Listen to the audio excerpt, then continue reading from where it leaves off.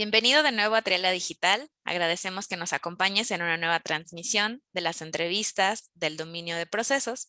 El día de hoy nos acompaña la arquitecta Julie Hernández Martínez, quien es egresada de la Facultad de Arquitectura de la UNAM, con especialidad en gerencia de proyectos. Julie además tiene las certificaciones en Lean Construction y también está certificada como Project Management Professional. Ella tiene amplia experiencia en administración de proyectos y edificaciones y también ha sido docente en la Facultad de Arquitectura. Julie, bienvenida. Cuéntanos un poco de a qué te dedicas y cuál es tu rol actualmente.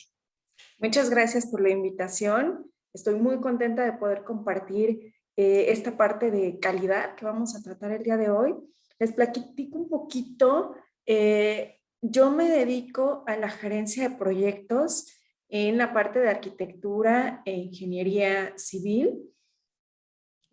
Actualmente soy directora de proyectos en la parte de la PMO de una empresa que se dedica justo a la gestión de proyectos. Hacemos todo tipo de edificaciones y desarrollo inmobiliario también. Me encuentro justo en el departamento muestra de uno de nuestros desarrollos. Atrás van a poder ver ahí nuestros edificios. Entonces, bueno, pues a eso me dedico principalmente y justo ahorita estoy haciendo el cierre de este desarrollo y estamos revisando la parte final de todos los proveedores con la calidad y todo esto. Entonces va a estar muy interesante. Espero que se emocionen igual que yo y viajen con nosotros en este tema. En lo personal, a mí me emociona mucho que podamos contar contigo para este tema en particular, que vamos a hablar justo de la gestión de la calidad, por todo lo que se tiene que llevar a cabo, sobre todo en este tipo de proyectos de edificaciones y proyectos inmobiliarios en este rubro, ¿no? Entonces, me gustaría abrir la discusión preguntándote, ¿a qué nos referimos cuando hablamos de calidad en un proyecto? Bien, me puse a buscar un montón de definiciones como para encontrar las palabras exactas que definieran realmente calidad. Y la verdad es que me voy a ir con la que nos marca el ISO 9000, que me gusta mucho y ahorita les voy a decir por qué. Porque nos dice que es el grado en el que un conjunto de características inherentes de un objeto cumple con los requisitos. Desde aquí empezamos, el grado. ¿Cuál grado?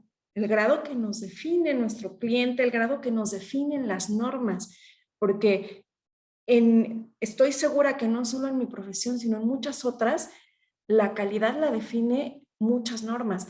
Ejemplo, el concreto. Yo necesito tener mi concreto de este elemento en específico a un F'C de 250 kilogramos, porque eso me dice la norma y eso me dice el reglamento y eso me dicen los cálculos. Entonces ahí ya tengo un límite y no hay más. Entonces, ese grado ya me lo está definiendo una norma, una especificación o un cálculo, pero también me lo define el cliente. ¿Hasta dónde voy a llegar con la calidad deseada? Por ejemplo, la pintura es una parte muy, muy básica, pero ¿qué tal que mi cliente me dice, es que yo necesito una pintura que yo pueda lavar con un trapo y con una pequeña fibra o algo así, porque mis niños rayan?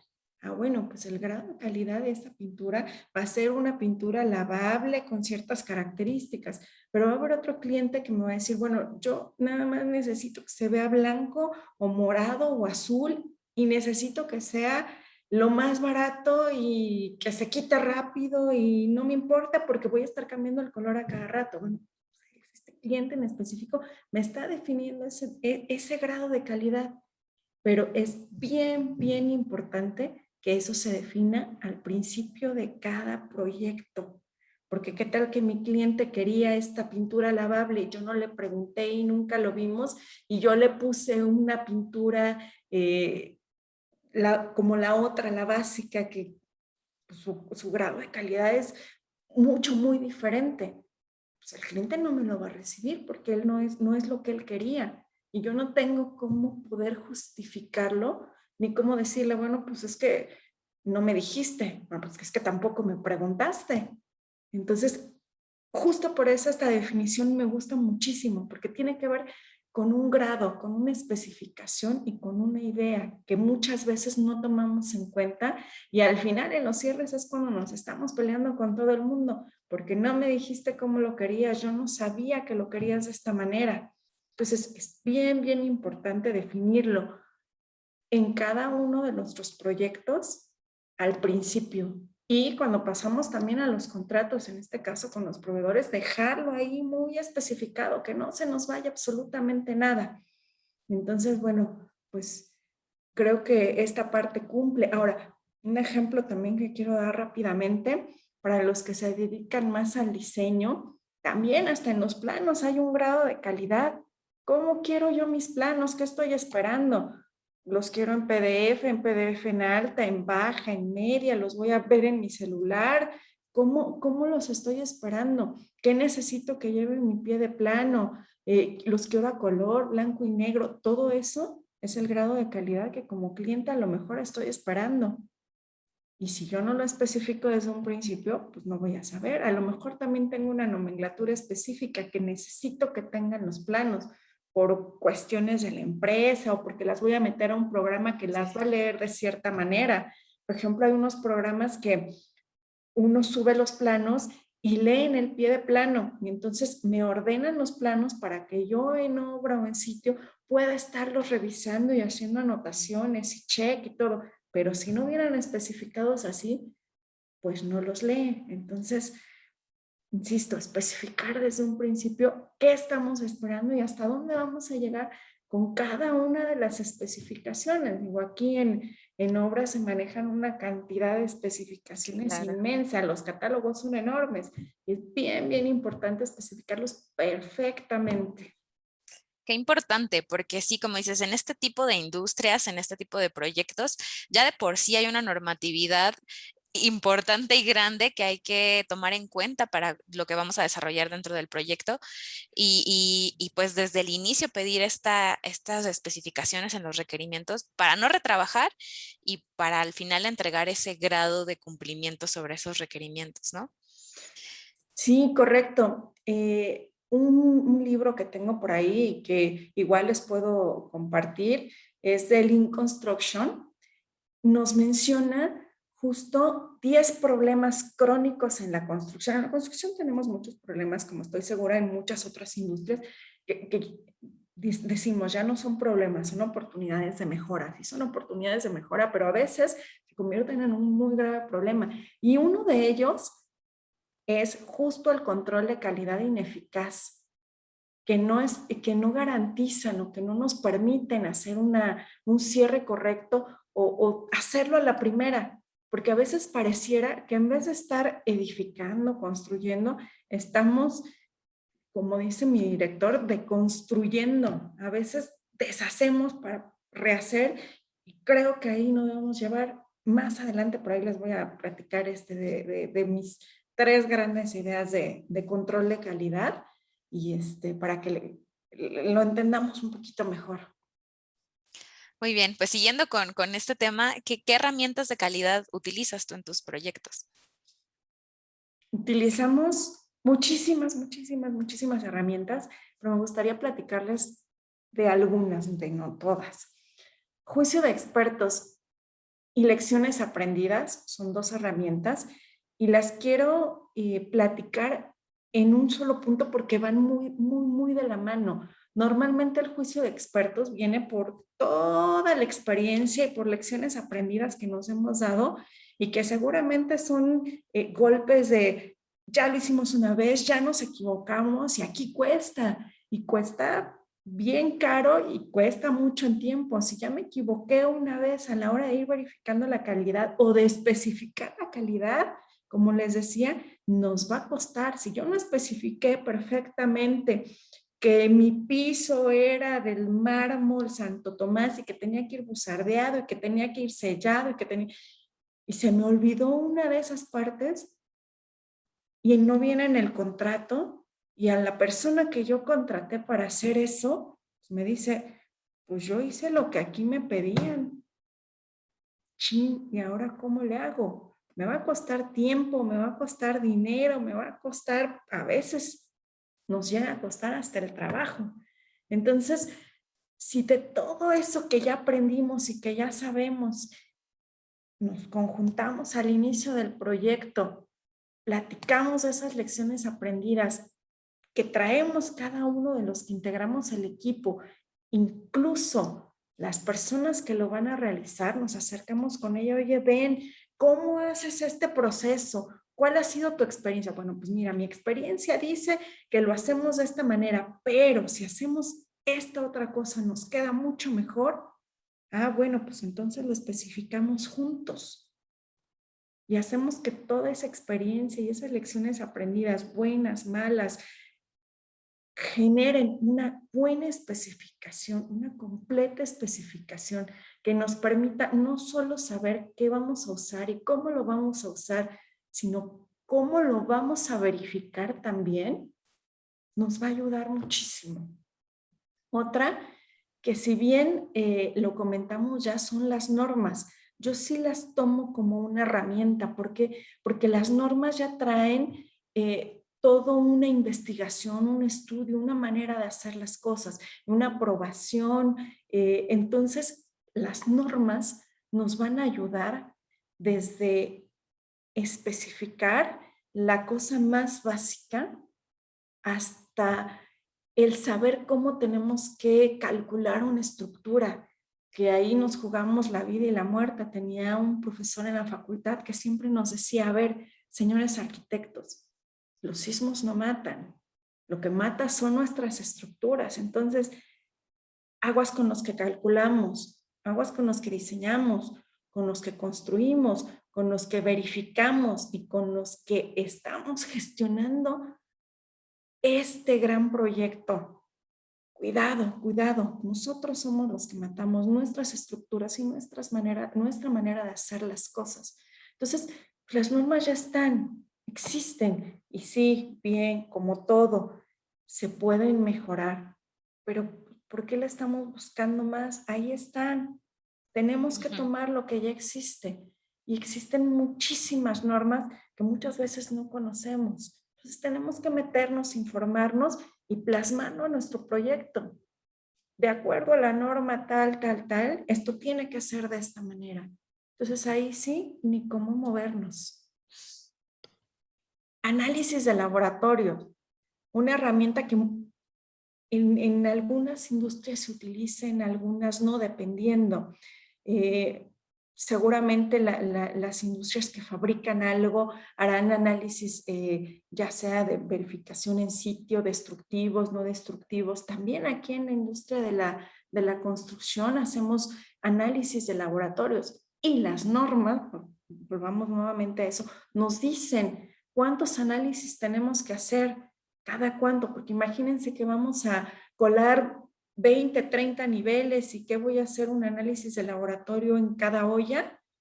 Las ollas son estos, para los que no están involucrados en la industria, estos camionzotes que van dando vueltas y que traen el concreto dentro. Ya. Entonces, este, nos dice por cada elemento si es una losa, si es una columna, si qué cosa es, cuántas pruebas tengo que hacer, cada cuánto. Entonces, ahí están. Ahora, importante en estas pruebas. Ejemplo, llega la olla y tenemos que ir llevando el control de absolutamente todo. No me tengo que esperar hasta que el laboratorio me diga, tu concreto pasa o no pasa, porque ahorita seguro más de ustedes se estarán imaginando, bueno, llega la olla y qué tengo el laboratorio ahí, cuánto me tengo que esperar, vació la olla, no vació la olla, ¿cómo le hago? Bueno, es todo un proceso y un checklist que se tiene que estar siguiendo, que esa es otra herramienta que tengo aquí en mi guión, de las que les quería platicar. Por cada proceso vamos haciendo un checklist. ¿Qué tengo que hacer antes, durante, después? Desde que pido mi olla, reviso qué concreto necesito, con qué especificaciones necesito, que sea 7 días a 14 días, que sea de fraguado rápido o no. y lo tengo que pedir tal cual y todavía me lo repiten al final. Este es el concreto que usted me está pidiendo. Sí, ese es el concreto que yo le estoy pidiendo. Llega la olla y se hacen unas pruebas preliminares de laboratorio, está el laboratorio ahí, y entonces se verifica el revenimiento, se verifican ciertas características específicas de nuestro checklist. Ah, ya llegó la olla. ¿Cuánto tardó de la planta acá? ¿Me sirve o no me sirve el concreto? Chin, le agarró el tráfico y ya se tardó 2 horas. ¿Este concreto me va a funcionar o no me va a funcionar? ¿Qué me dice la norma? Entonces, hacemos unos formatitos con toda esa información, porque tampoco somos supercomputadoras, se nos puede barrer, se nos puede olvidar. Y si lo tenemos aquí, aquí no se nos olvida. Igual, un maestro muy querido, el arquitecto Alfonso Cacho, que lo tengo muy presente en mi mente, que en paz descanse, siempre decía, más vale la tinta más suave que la mente más brillante. Si lo tengo aquí, aquí me dice, ah, pues mi paso 1 es este, ya lo hice, ya lo verifiqué, ok, ya pasé. Ya pasó, paso a mi siguiente punto. Ok, ya pasó en la prueba de rendimiento. Sí, ok, sí, ya puedo vaciar. Al momento de vaciar, pues el laboratorio recoge sus pruebas y se va. Y en 7 días o dependiendo del laboratorio nos tendrá los resultados y nos va a decir, mira, tu concreto a tanto tiempo alcanzó una resistencia de tal. ¿Pasa o no pasa? Y si no pasa, ¿qué hago? ¿Me espero a hacer otra prueba? Es muy poca la diferencia, la tolerancia es La aceptable. tolerancia. ¿Qué me dice la norma? Porque no todo es gris, sí o no. Hay cosas que sí, definitivamente tienen que estar en un rango de tolerancia mínima o casi nula, pero la gran mayoría tienen marcados hasta dónde sí y hasta dónde no. Entonces, son los grados de tolerancia que también debemos estar eh, especificando hasta dónde puedo llegar o hasta dónde no. ¿Qué pasa si nos ponemos así totalmente rígidos? Pues a veces nada pasa. Entonces, bueno, verificamos y si no pasa, ¿qué tenemos que hacer? A lo mejor una prueba en sitio que le llamamos ya las pruebas destructivas y sacar corazones de concreto y verificar el concreto realmente vaciado en sitio, si funcionó, si no funcionó y si no, entonces, ¿qué tenemos que hacer para resolver ese elemento? Si fue error de planta, y entonces empiezan una serie de trabajos y de deslindes, mientras tanto, pues tenemos que resolver del otro lado y avanzar. Bien. Entonces, esas son grandes herramientas. Pareto también se ocupa muchísimo si lo sabemos usar. A veces, híjole, no sé, canceles. ¿Por qué todos los canceles presentan este mismo detalle? El 1, el 2, el 3 presentan este. ¿Qué está pasando? ¿De dónde vino? Pues acordémonos, el 80% de los errores se arregla con el 20%. Identificamos ese 20%, es aquí, y resolvemos una gran cantidad de problemas. Y yo le menciono mis 3 grandes etapas de detección de fallas en la calidad, que es prevenir, corregir y rehacer. Tengo que prevenir lo que estoy haciendo. Y si no prevengo, ¿qué va a pasar? O sea, a lo mejor voy a tener un error y ya se está generando, entonces voy a tener que corregir. Y si no corrijo y me fijo hasta el final, pues voy a tener que rehacer. Estoy haciendo un muro, por ejemplo. Si no prevengo de trazar bien, de ir plomeando, de tenerlo todo a plomo, escuadra y todo, ¿qué va a pasar? Pues a lo mejor me asomo a la mitad del muro. Chin, maestro, está desplomado. La escuadra no va, se le pasó tantito. Bueno, pues sí, lo vamos a corregir, se puede corregir todavía, le quitamos un blog, ya lo corregimos, ¿no? Pero no me fijé, o el residente no se fijó y se va hasta el final, ya cuando lo quiere pintar. Oiga, arquitecto, ingeniero, su muro está desplomado, no va con la escuadra y no pasa. O el carpintero, oiga, es que mi puerta no queda porque el muro está desplomado. Chin, tengo que rehacer.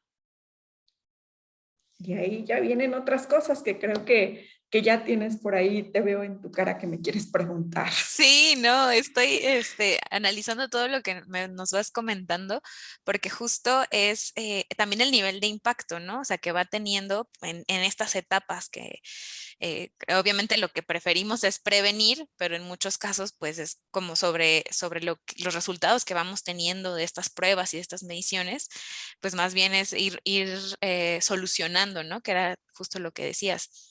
Y también me llamaba mucho la atención esto que mencionas que la calidad no nada más es a lo mejor hacer inspección sobre los resultados, ¿no? Este ejemplo que ponías del cemento y em, que también parte de la calidad implica el proceso, este checklist, ¿no? De cómo lo hice, cómo fui llevando los pasos, que la norma no nada más especifica temas tangibles, ¿no? O sea, temas del entregable, sino también de cómo lo fuimos haciendo a lo largo de todo el proyecto. Entonces, involucra tanto estos temas de inspección como de auditoría y creo que estas herramientas que nos acabas de compartir aplican para ambos procesos. ¿No?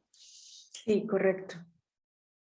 Ahora, con estas herramientas que nos compartes, mm, ¿cómo nos recomendarías comenzar a implementarlas o para mejorar nuestra gestión de la calidad? Esta pregunta es bien interesante y más para nuestra industria y los que nos dedicamos a gestionar proyectos de arquitectura y de ingeniería. Muchas veces nos encontramos que no hay formatos de checklist, que la calidad no se documenta. Mm, Ahí empezamos por ahí, que nadie documenta la calidad, que están los planos y ya nada más, y es como mandar al borreguito al matadero, al pobre residente de obra. A veces en muchos casos no es culpa del residente o no es culpa del proveedor, sino que el cuate va a la guerra sin tener herramientas necesarias. Entonces, ¿qué hace? Pues intentar ir apagando fuegos, intentar hacer lo que su experiencia le da, pero pues se le pasó esto, se le olvidó esto, cosas que pues ya da por hecho, dice, bueno, pues creo que mi maestro lo hizo, creo que el proveedor lo hizo. Entonces, yo recomiendo que empecemos a sentarnos y hagamos un análisis de conciencia de todas las situaciones, no solo en nuestra industria, sino en todas en general, que hemos pasado por no tomar en cuenta la calidad, por no documentar, ujú. por no tener herramientas necesarias. ¿Qué nos ha pasado? ¿Qué hemos hecho? ¿Cómo lo hemos resuelto?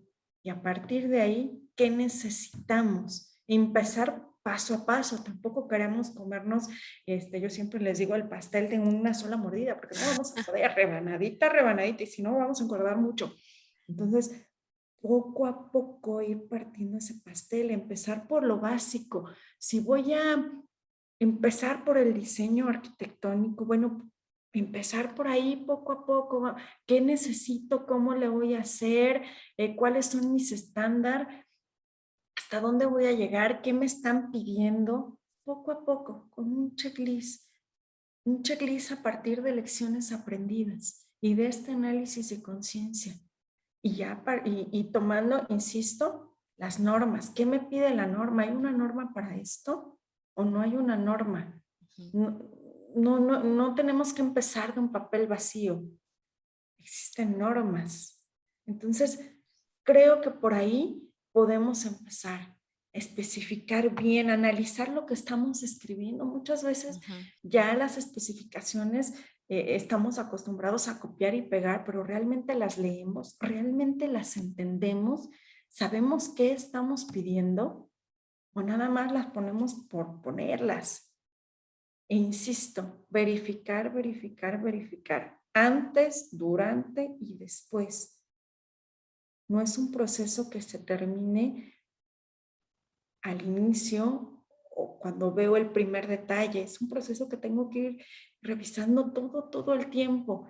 Y siempre, y bien importante, probar, probar, probar.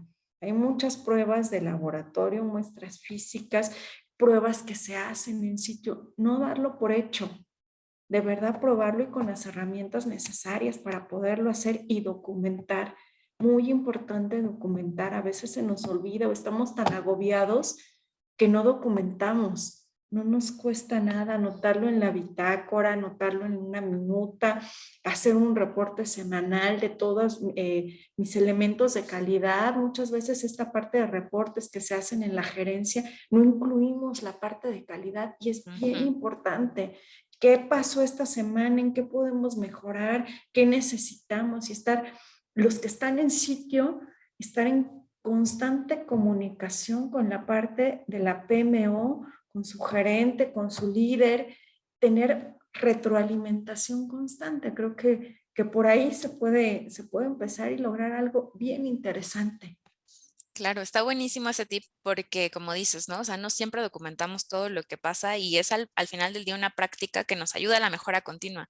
No nada más en el tema de calidad, pero principalmente en el tema de calidad, ¿no? Y seguro que todos en algún proyecto en la industria que sea, tenemos alguna lección aprendida que podemos evitar en futuros proyectos, ¿no? Si la tenemos, como dices tú, documentada o trasladada a algún checklist. Sí, que no tengamos miedo de preguntar, no somos todólogos ni sabemos todo y siempre va a haber alguien que nos va a poder ayudar si es que no está en una norma. Oye, ¿cómo le hiciste para verificar esto? Ah, pues mira, yo en algún otro lado hice esto. Entonces podemos ir tomando y ver qué nos funciona y hay muchas herramientas tecnológicas ahora que nos ayudan. Por ejemplo, antes verificábamos niveles con una manguerita con agua. Ahora ya existen estos aparatitos láser que todo, que lo picas y ya te da 3, 4 líneas y lo ves rápidamente. Entonces, hay que ayudarnos también de todas estas herramientas. Claro.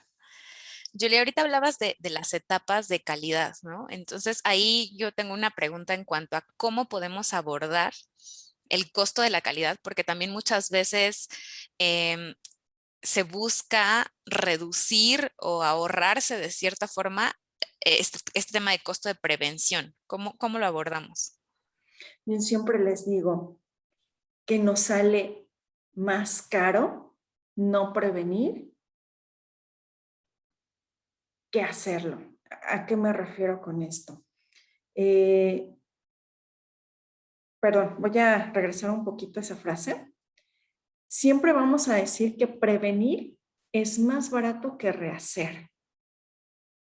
Ok, Ejemplo fácil y sencillo y que nos pasa a todos en esta industria y creo que hasta en nuestras casas nos puede pasar. Está el señor pintor dándole al muro y no protegió las ventanas, no protegió el piso y ya manchó todo. Y su respuesta es, no se preocupe, Arqui, ahorita le limpio. Pues sí, pero es que a veces no se limpia tan fácil y entonces me sale más caro. claro. ¿Y qué tal que me raya el cancel? Señor, no le cuesta más que 5 minutitos poner su plastiquito, ponerle un masking, ponerle, de verdad sale muchísimo más barato. Ahora, eh, platicando justo de esto del prevenir, corregir y rehacer, regresemos a nuestro ejemplo del muro. ¿Qué me sale más barato? Tomarme el tiempo para trazar adecuadamente, para verificar las escuadras, para ir verificando los plomos, para que cuando mi muro de blog, de lo que sea, esté terminado, verifique yo en ese proceso, ah, sí, sí, maestro, le quedó muy bien el muro, está plomeado, está de acuerdo al trazo, está escuadra, la boquilla está perfecta, ya puede aplanarlo. Ah, entonces llega el de acabados y empieza a aplanarlo, lo detalla, a ver si volvemos a verificar plomos. Y sí, le quedó muy bien. Ahora, pase usted pintor. Ah, bueno, pues ya lo pinto. Sí, sí, está perfecto. Ahora sí, señor carpintero, ponga su puerta, ya puse mi puerta, sí, está perfecto, no le tuve que mover y la holgura alrededor está perfecta para mi silicón o lo que le vaya yo a poner, sí, ok, adelante. A que por ahorrarme el tiempo, por no hacerlo, por no comprarme un nivel, un plomo, no lo verifique y entonces llega el carpintero y me diga, no cabe, está chueco y tenga yo que tirar No, mi muro, tiempo de tirar mi muro, escombro, ya gasté dinero ahí, una material. persona, material, ya, cosa tirada a la basura, completamente. Y luego volverlo a rehacer y de todas maneras tengo que volver a hacer todos los pasos que debí de haber hecho desde un Ujú. principio. Entonces, prevenir nos ahorra retrabajos, nos ahorra tiempo y nos ahorra dolores de cabeza e insomnio. Porque si ya estamos en la noche, chin, no quedó, ¿y ahora qué voy a hacer? ¿Cómo lo voy a resolver? Entonces, prevenir es mucho mejor. El Sí, costo de la calidad está mal entendido. Creemos que por mm, ahorrarnos unas cuantas cosas vamos a poder sacar todo perfectamente, pero no es así. Hay cosas en las que no podemos estar ahorrando, porque a la larga nos va a salir más caro. Es claro, y los como impactos son muy fuertes, ¿no? Hasta por salud mental, por paz mental, ¿no? El tener esa prevención, esa cultura. el gastroenterólogo de que ya nos dio gastritis de estar pensando qué vamos a hacer ahí con esos muros o con cualquier cosa que ustedes se imaginen, aplica para lo mismo. Entonces, bueno, el costo de calidad es chiquitito comparado con el retrabajo. Ahorita les puse un ejemplo de este muro. Imagínense cuánto cuesta ese muro. Un muro de 1 metro cuadrado, así, no nos vayamos a más. ¿Cuánto le quieren poner? 1,200 pesos. Ya lo hice, ya tiré esos 1,200 pesos a la basura. Más lo que me cuesta tirarlo, pues pónganle otros 800 pesos y luego volverlo a hacer. Más la regañada que me pusieron por otros lados o le quedé mal al cliente, ¿con qué cara voy a llegar? A veces el costo de la calidad de los retrabajos va más allá del dinero, puede Ujú. ir en la reputación de una empresa. Entonces, bueno, pues ahí se los dejo a sus conciencias. No, totalmente. Bueno, y hablando de otros enfoques, ¿qué otras metodologías nos puedes tú comentar que podemos utilizar también para mejorar la calidad de nuestros proyectos? Hay una metodología que es la metodología de los 5 porqués. A veces encontramos un defecto de calidad y no encontramos el por qué, qué pasó, de dónde viene. Y entonces, esta es una técnica que nos ayuda a detectar la causa raíz de un problema. ¿Cómo le hacemos? Bueno, empezamos. Ejemplo, ¿por qué no cumplí con un elemento? A ver, ¿por qué no realizamos la pintura? Ah, pues porque no llegó el material. ¿Y por qué no llegó el material? Pues porque el proveedor no lo surtió. ¿Y por qué no lo surtió? Ah, pues porque se lo solicitamos apenas ayer y no le pagamos. ¿Y por qué se lo solicitamos apenas ayer? Ah, pues porque no me mandaban la especificación completa, yo no sabía qué tipo de pintura era. Ah, ahí está mi causa raíz. Yo no tenía la información de la especificación a tiempo. Por lo tanto, pues no pude cumplir con mi trabajo. Eso es la técnica de los 5 porqués. Nos vamos preguntando el porqué de cada una de las respuestas hasta encontrar la causa raíz. Eso ayuda mucho a defectos de calidad. Digo, este es uno de una pintura, pero podemos encontrar el por qué se están generando filtraciones, por qué quedó torcido este muro, por qué. El por qué es una gran metodología y se ocupa mucho en Lean Construction. Sí, porque no siempre la respuesta es tan evidente, ¿no? A veces pareciera que es una cosa y cuando profundizamos podemos identificar qué es lo que tenemos que atacar realmente. Correcto. Eh, hay una técnica que hacemos en Lean Construction que se llama las planner. Este Last Planner es para programación, entonces es ir llevando el control y la programación. Dentro de este se analizan las causas del no cumplimiento y dentro de este está la parte de calidad. Y muchas veces tenemos que ser, no nada más pues es que por falta de un defecto de calidad. Bueno, sí, pero ¿qué derivó en este defecto de calidad? Entonces se empiezan a analizar el por qué y a veces se encuentran restricciones. Es que no pude avanzar como debería porque pues tenía encima el otro proveedor y como ya me estabas ordenando que terminara, pues tuve que trabajar encima de elementos frescos o cosas de esas. Y entonces en estas reuniones que se hacen en esta técnica de Last Planner, se convoca a todos los proveedores. Son unas reuniones y entonces ahí cada uno dice, pues es que me pasó esto, sucedió esto.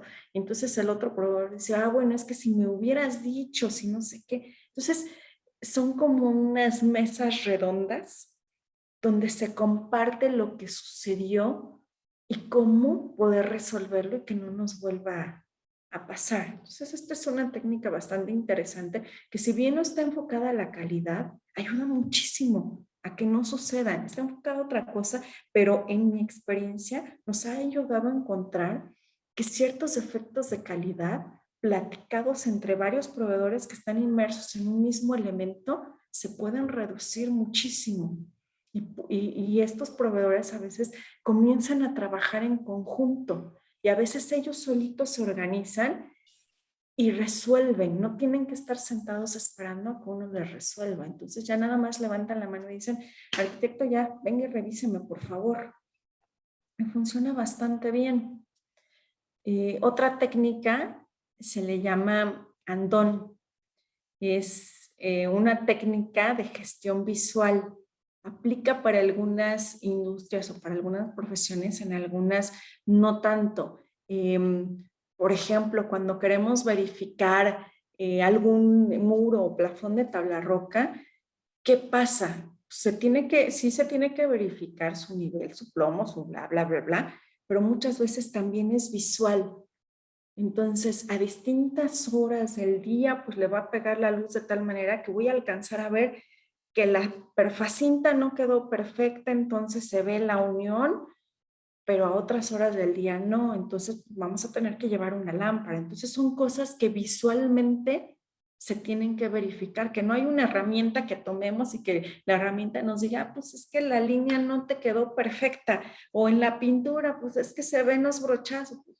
Es eso, es una técnica de visualización. Tengo que ver cómo estaba, tengo que ver si está bien o no está bien. Y también eso se especifica. Tú me tienes que entregar un plafón que se vea perfectamente liso, que no se vean las uniones, bla, bla, bla. A veces, insisto, lo damos por hecho, pero el dar por hecho o el suponer que nos estamos entendiendo no funciona. Yo lo entiendo de una manera, el proveedor de otra, el cliente de otra, el director otra. Entonces tenemos que especificar muy bien qué queremos y cómo lo queremos. Excelente, Julie. Muy interesante todo lo que nos has compartido en esta entrevista. Y pues para cerrar, quisiera que nos compartieras alguna reflexión o alguna conclusión para finalizar esta entrevista. Claro que sí. Por favor, no demos por sentado absolutamente nada. Verifiquemos, observemos, tomemos lo que ya existe, tomemos las normas, tomemos la experiencia y no esperemos a que tengamos que retrabajar para poder observar la calidad. Observémosla desde un inicio. La calidad es un elemento bien importante para todos los proyectos y es con lo que muchas veces al final nos reciben o no nos reciben.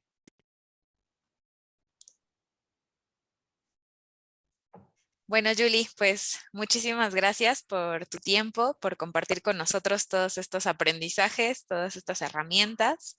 En verdad valoramos muchísimo lo que nos acabas de compartir el día de hoy. Muchísimas gracias a ustedes por invitarme a compartir esto y de verdad estoy muy emocionada de justo compartir esta parte pequeñita de todo lo que implica un proyecto. Ojalá les sirva y pues cualquier duda también aquí estoy, pueden acercarse. No lo sé todo, pero lo puedo investigar. Excelente, muchas gracias. Gracias por compartir y gracias a nuestra audiencia por ver esta entrevista. Los invitamos a suscribirse al canal, a activar la campanita, porque como saben, estamos teniendo este tipo de charlas todos los viernes para que pues sigan incrementando su conocimiento en administración de proyectos. Gracias. Gracias.